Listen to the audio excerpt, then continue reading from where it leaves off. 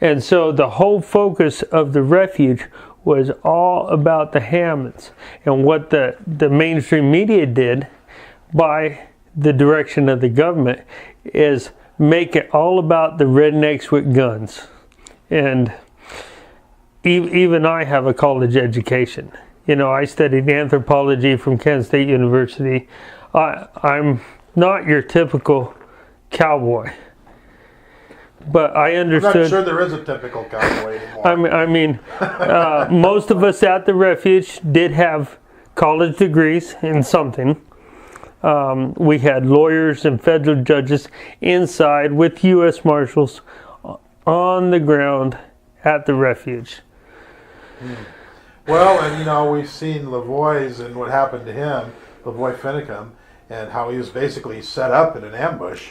Yes. And we know that. Anybody who's had military experience knows what an L-shaped ambush looks like. Yep. And so... Now, do you know they prepared the roads 2 days in advance for that? I didn't know that. I mean, we knew they had a drone watching. They did it on a curve so that they couldn't stop even if they wanted to. Right. Can you speak to some of the people you've met on the road that actually have been in law enforcement and studied the evidence presented in regards to Lavoie Finicum's assassination? I do not want to mention any names. No names. But we have lots of evidence where they used a street sweeper to clear the road in places and slick the road up in other places. So what they were doing is they swept it off and then they put water on it basically to make it icy so that he couldn't slow down.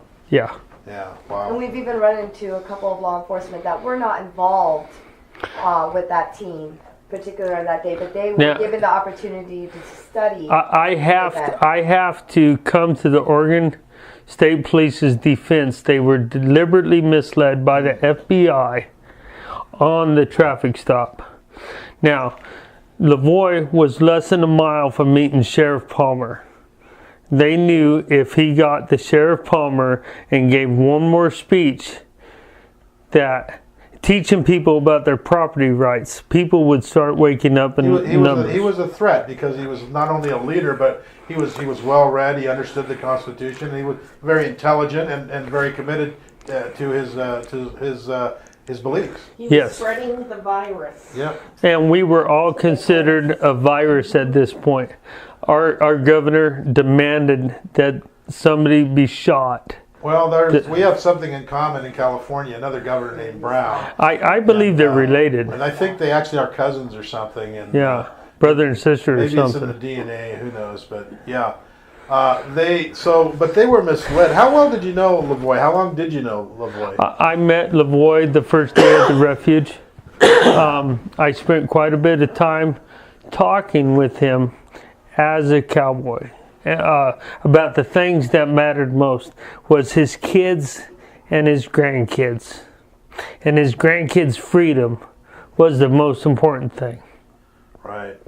Now they're going to kick people's teeth in. Let's look at the Lavoie shooting. The same thing happened on the ground trying to instigate after they killed Lavoie.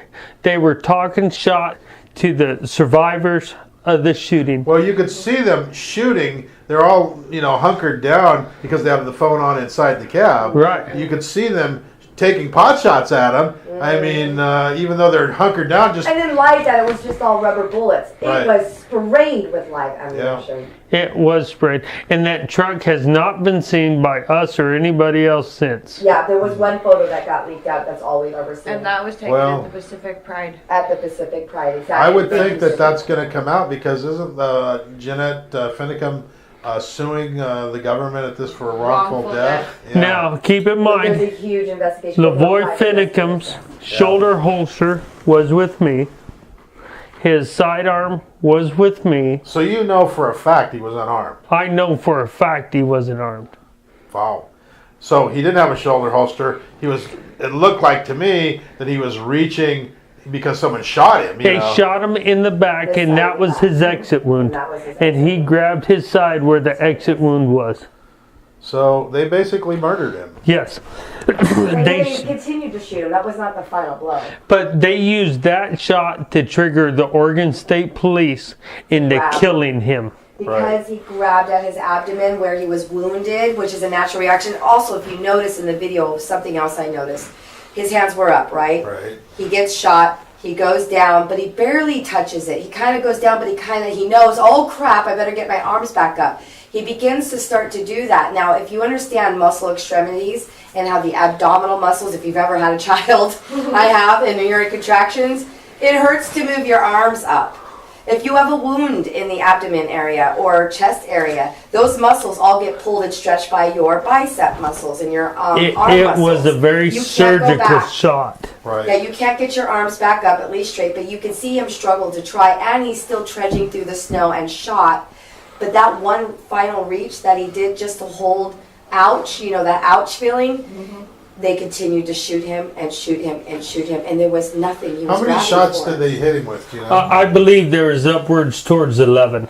Okay, because I was thinking it was only like 3 or 4, because it looked like from the video that he shot him. The one guy just came up and shot him in the back of the head. Is what it looks like. I So, also believe that they There wasn't walked up to final him and shot. crushed his skull with the butt of a rifle.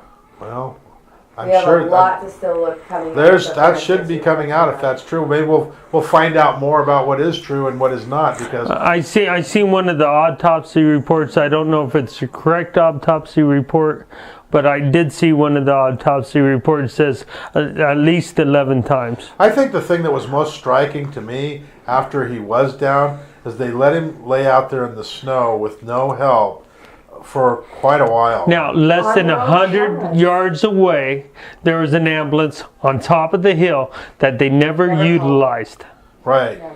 Yeah, they just let him lay there. Yeah. So they made no They attempt had no- to help him at all. None whatsoever.